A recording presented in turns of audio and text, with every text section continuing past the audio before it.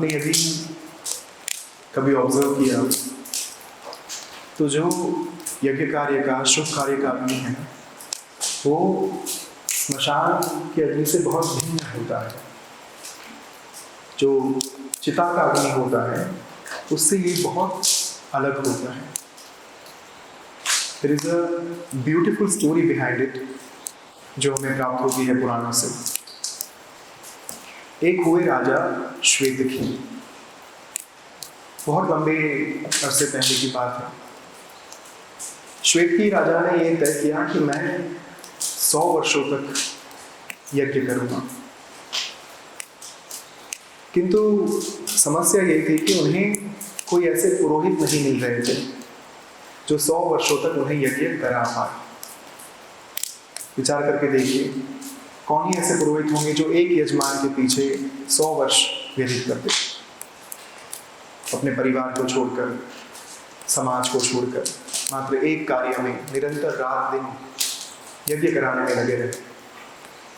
कौन ही ऐसे पुरोहित होंगे? इस कारण से बहुत खोजबीन करने के बावजूद भी उन्हें प्राप्ति नहीं हो पाई पुरोहित की जो उन्हें 100 वर्षों तक यज्ञ करा पाए।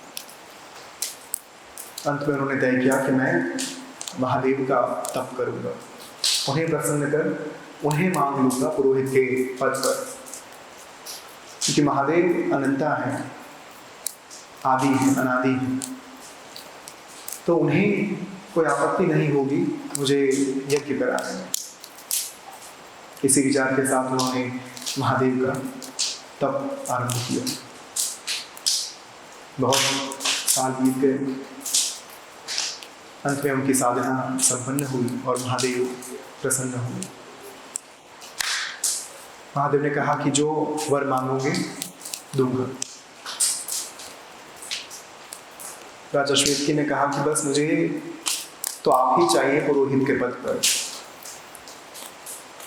महादेव ने कहा कि देखो, मैं ठहरा स्मशान बैरागी, भस्म से लिप्त रहता हूँ, पूरे दिन अपनी समाधि में मग्न रहता हूँ, लीन रहता हूँ। मुझे कोई लेना देना नहीं है संसार से, मुझे कोई लेना देना नहीं है कर्मकांड से, मुझे कोई लेना देना नहीं है यज्ञ कार्य से। तो मैं आपको ये वचन दे नहीं पाऊंगा चाहते हुए भी। राजा श्वेतकी ने कहा कि यदि आप ये वचन नहीं दे पा रहे हैं तो मुझे कोई उपाय बताइए, कोई निवारण दीजिए कि मुझे पुरोहित की प्राप्ति हो पाए। महादेव ने कहा ठीक है, एक काम करो, 12 वर्षों तक निरंतर घी के साथ यज्ञ कार्य करो, उसके बाद देखेंगे कि आपको कौन से पुरोहित दिए जा सकते हैं। यदि 12 वर्ष तक आप पहले स्वयं लगे रहे, 12 वर्षों तक आप यदि रुके नहीं, तब जाकर मैं सोचूंगा कि आपको 100 वर्षों तक जो पुरोहित यज्ञ करा पाए वो कौन होगा। तो राजा श्वेतकी ने कहा ठीक है जी। उन्होंने उसी क्षण घी के साथ, मात्र घी की आहुति के साथ यज्ञ कार्य करना आरंभ कर दिया। 12 वर्षों तक निरंतर लगे रहे। 12 वर्षों तक उन्होंने भगवान अग्निदेव को मात्र घी की आहुति अर्पण की। 12 वर्ष संपन्न होने के बाद महादेव पुनः प्रकट हुए। महादेव ने कहा कि तुम्हारी भक्ति को, तुम्हारे समर्पण को, तुम्हारी कटिबद्धता को देखकर मैं अत्यंत प्रसन्न हुआ। मैं तुम्हें प्रदान कर रहा हूं महर्षि दुर्वासा को। साक्षात क्रोध भट्टारक दुर्वासा आपके पुरोहित होंगे और 100 वर्षों तक आपके यज्ञ जो है वो कराएंगे। क्रोध भट्टारक दुर्वासा जो है वो महादेव के ही क्रोधावतार है। महादेव का क्रोध जब शांत नहीं हो रहा था उस समय पर ऋषि दुर्वासा का प्राकट्य हुआ, उनके क्रोध को अलग लेकर वे जन्मे।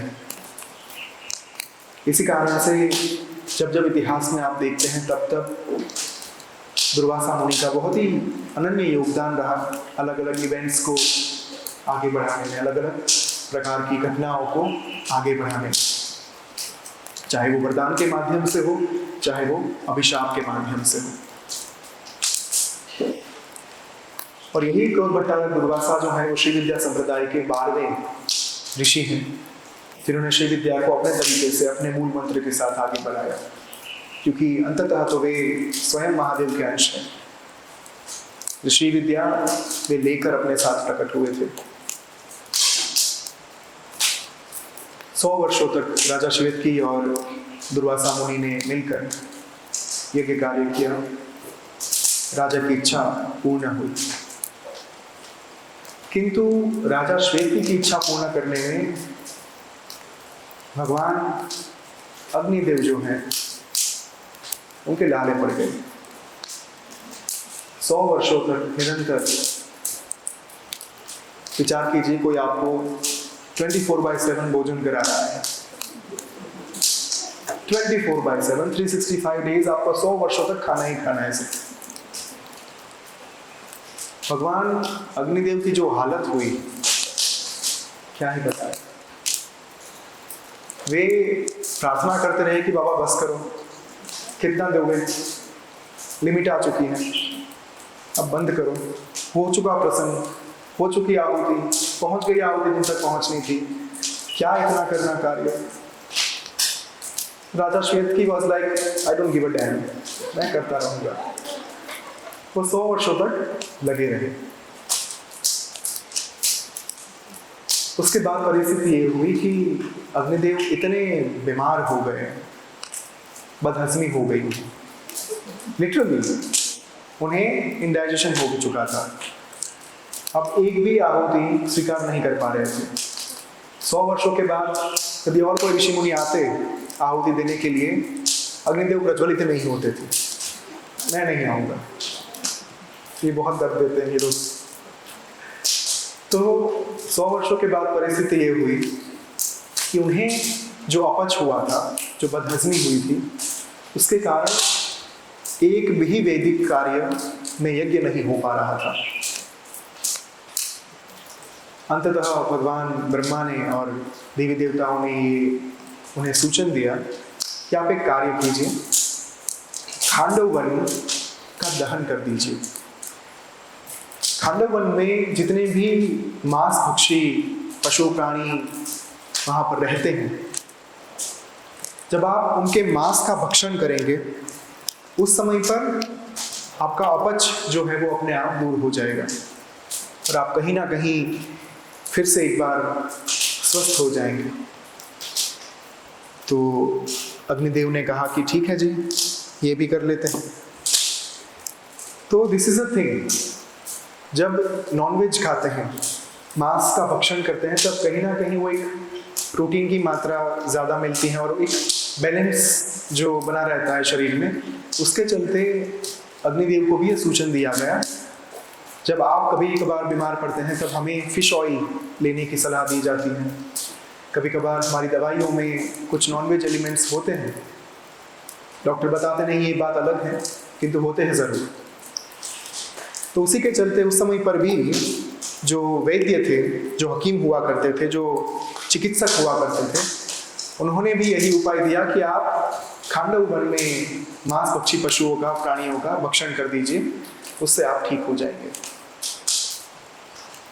अग्निदेव ने कहा देखो, पहले से बहुत बीमार हूँ, आप मेरी बात मत लगाना, आपकी बात को मानकर जा रहा हूँ, अगर कुछ हुआ आपके कार्य ही रुक जाएंगे, मेरा कोई दोष नहीं रहेगा। फिर मुझे आकर मत कहना कि हमारे साथ ये क्यों हो रहा है। सभी देवी देवताओं ने कहा कि ठीक है जी, हमें अपनी भी चिंता है, निश्चिंत हो जाइए, हम आपको जो उपाय बताएंगे वो खाली नहीं जाएगा।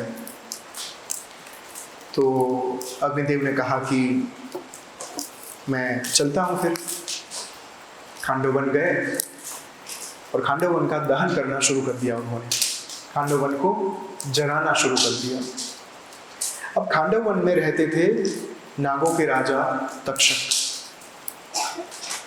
तक्षक इतना विषैला था कि उसकी एक सांस जो है वो अनगिनत असंख्य पशु पंछियों को मारने के लिए सक्षम थी।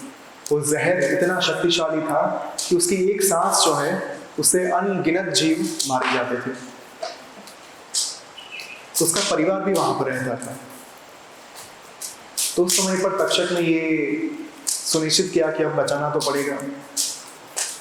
तक्षक का मित्र हुआ करता था राजा इंद्र, वर्षा के राजा और सभी प्राणियों को बारिश का वरदान देने वाले देवों के राजा।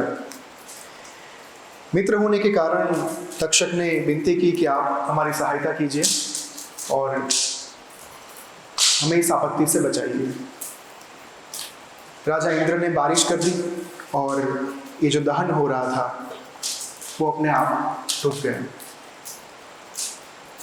फिर से एक बार अग्निदेव ने प्रयास किया, दूसरी बार खांडव वन को जलाने की कोशिश की गई। दूसरी बार हुआ, फिर से इंद्र से विनती की गई, प्रार्थना की गई, सहायता कीजिए। फिर से इंद्र ने सहायता की, दूसरी बार भी खांडव वन नहीं जल पाया। ऐसे करते करते तीसरी बार, चौथी बार, पांचवी बार, छठी बार ये चीज हुई। हर बार अग्निदेव आग लगाते थे, दावानल फैलाते थे और हर बार इंद्र आकर बारिश के माध्यम से उसे रोक देते थे और खांडव वन जल नहीं पाता था। तो उस समय पर अग्निदेव जो है वो इतने कृशकाय हो गए थे, इतने ज्यादा बीमार हो चुके थे कि अब उनमें वो क्षमता ही नहीं रही कि वो एक बार फिर से ये कार्य कर पाए। और इतना करते करते करते द्वापर युग आ चुका था, भगवान कृष्ण का प्राकट्य हो चुका था।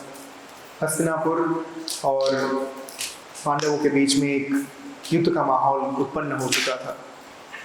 कहीं ना कहीं वे दोनों एक दूसरे के शत्रु बन चुके थे। तो उसी के चलते कृष्ण के द्वारा पांडवों को ये सूचन किया गया था कि आप खांडव वन ले लीजिए। कौरवों के द्वारा खांडव वन दिया गया था और कहा गया था कि बना लो इसमें जो बनाना है। खांडव वन सबको पता था कि वहां पर वो इतनी ऐसी भूमि है जहां पर कोई साम्राज्य नहीं उत्पन्न हो सकता, कोई साम्राज्य बन नहीं सकता। फिर भी पांडवों ने इसे एक चुनौती के स्वरूप में स्वीकार कर कि ठीक है, हम खांडव वन में जाकर अपना साम्राज्य बनाएंगे। उसी के चलते भगवान कृष्ण एक बार वहां पर चक्कर काट रहे थे, भ्रमण कर रहे थे, विचरण कर रहे थे। उन्होंने देखा कि कहीं पर एक कोने में वृक्ष के नीचे कोई कृशकाय व्यक्ति जो है बीमार हालत में बैठा हुआ है। वे तुरंत पहचान गए कि ये तो अग्निदेव है। पूछा कि आपकी यह हालत कैसे हुई? अग्निदेव ने बताया कि देखिए प्रभु, आपकी दुनिया में सब लोग इतने स्वार्थी हैं कि मुझे आहुति दे देकर मेरी यह हालत कर दी।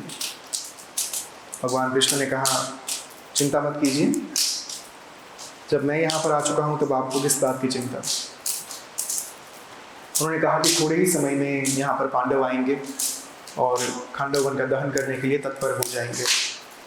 उस समय पर आप खांडव वन का भक्षण कर अपनी स्वास्थ्य को सुधार लीजिएगा। अग्निदेव ने कहा आयु श्योर, पक्का है इस बार हो पाएगा। 6 बार कोशिश कर चुका हूँ, ये 7वीं बार होगा। आपको कहीं उद्देश्य मुझे मारना तो नहीं है? बता दो पहले से, खुद ही आत्मविलोपन कर लूंगा, खुद ही मर जाऊंगा, ये मत करना प्लीज। कृष्ण भगवान ने कहा नहीं नहीं, विश्वास रखो। अग्निदेव ने कहा देखिए आप लीलाधर हैं, आप कुछ भी कर सकते हैं, आपके ऊपर विश्वास कर पाना थोड़ा सा कठिन है मेरे लिए। कृष्ण ने कहा अरे भाई साहब, इतना कह रहा हूँ, एक बार करके देखो, उसके बाद सोचेंगे। अग्निदेव ने कहा ठीक है जी, अब आप कह रहे हैं तो करना ही पड़ेगा, नहीं करेंगे तो आप चक्र घुमा दें। कृष्ण भगवान ने अर्जुन से कहा कि अर्जुन बाण चलाओ, खांडव वन का दहन करना शुरू करो, किंतु एक चीज हम यहाँ पर ये करेंगे कि अपने धनुर्विद्या से, अपने स्किल्स के माध्यम से पूरे खांडव वन के ऊपर एक कवच का निर्माण कर दो। इतने तीर छोड़ो कि पूरा खांडव वन जो है वो ढक जाए आपके तीरों से और एक डोम बन जाए। आयरन डोम का कॉन्सेप्ट इजराइल वालों ने जो निकाला वो हम आज की तारीख में देख रहे हैं ना, कि कृष्ण भगवान पहले से सोच चुके थे कि एक आयरन डोम बना देते हैं, तीरों का एक ऐसा कवच बना देते हैं जिसके भीतर बारिश की एक बूंद भी ना प्रवेश कर पाए। फिर क्या ही कर पाएगा ना इंद्र। इंद्र ने फिर से अपना काम करना शुरू किया। तक्षक के कहने पर उन्होंने फिर से बारिश करना शुरू कर दिया खंडोवन के ऊपर। अब हुआ ये कि जो तीर का कवच बना हुआ था उसके कारण बारिश की एक बूंद भी अंदर नहीं आ पाई, और अग्निदेव जो है बहुत ही आराम से, प्रेम से, भाव से उन्होंने सब कुछ हजम कर लिया, सब कुछ खा गए, पचा गए, और धीरे धीरे धीरे धीरे धीरे उनकी कंडीशन में सुधार आता गया। किंतु देखने लायक बात यह है कि उस समय पर जिस अग्नि का प्राकट्य हुआ, वो जब भक्षण कर रहे थे मांस पक्षी जीवों का, नर पक्षी जीवों का, खूंखार प्राणियों का, उस समय पर क्रव्याध अग्नि का प्राकट्य हुआ। एक ऐसा अग्नि जो अपने आप में भिन्न होता है, अलग होता है, जो स्मशान का अग्नि होता है। जब किसी भी अपवित्र कार्य में कोई अग्नि का प्राकट्य हो, दैट इज कॉल्ड क्रव्याद अग्नि। यज्ञ कार्य में जो अग्नि प्रकट होता है वो है जातवेद अग्नि। तो यदि आपने श्री सुक्तम पढ़ा है तो आपको ये ज्ञात होगा कि उसमें जो पहली दो ऋचाएं हैं उसमें हम जातवेद अग्नि से प्रार्थना कर रहे हैं, जो पवित्रोत्तम अग्नि है, शुद्धोत्तम अग्नि है, उत्कृष्ट अग्नि का प्रकार है। उनसे हम प्रार्थना कर रहे हैं कि आप मेरे लिए देवी माँ लक्ष्मी को आवाहन दीजिए। हम कहते हैं ओम हिरण्यवर्णां हरिणीं सुवर्णरजतस्रजां चंद्रां हिरण्मयीं लक्ष्मीं जातवेदो मावह तां मावह जातवेदो लक्ष्मी मनपगामिनीं यस्यां हिरण्यं विन्देयं गामश्वं पुरुषाणाम्। हे जातवेद अग्नि, मेरे लिए उन माँ लक्ष्मी को आप लेकर आओ जो सुवर्ण और रजत के अलंकार से सुसज्जित है, जो सोने और चांदी के जो जवेरात होते हैं, अलंकार होते हैं, आभूषण होते हैं, उनसे सुसज्ज है। तो जब जब आप अब कहीं स्मशान में जाए, चाहे साधना करने के लिए, चाहे किसी के अंतिम कार्य में, आप इस चीज को जरूर ऑब्जर्व कीजिएगा कि वो अग्नि इस अग्नि से बहुत ही ज्यादा भिन्न होगा। उसकी आभा ही भिन्न होती है। उसका जो पीला रंग है वो अपने आप में एक भिन्न रंग होता है। उसका जो तेज है वो अलग होता है। उसमें एक कहीं ना कहीं कामपन थोड़ा सा अंतर्निहित होता है। उसकी जो स्मेल होती है, फ्रेग्रेंस, वो बहुत भिन्न होती है, क्योंकि वो मांस का भक्षण कर रहा है वो अग्नि। और यहाँ पर ये अग्नि जो भक्षण कर रहा है वो हमारी दिव्य पवित्र आहुतियों का भक्षण कर रहा है, जातवेद अग्नि। इसी कारण से ये जो अग्नि है इसका प्रकार बहुत ही भिन्न होता है स्मशान के अग्नि से।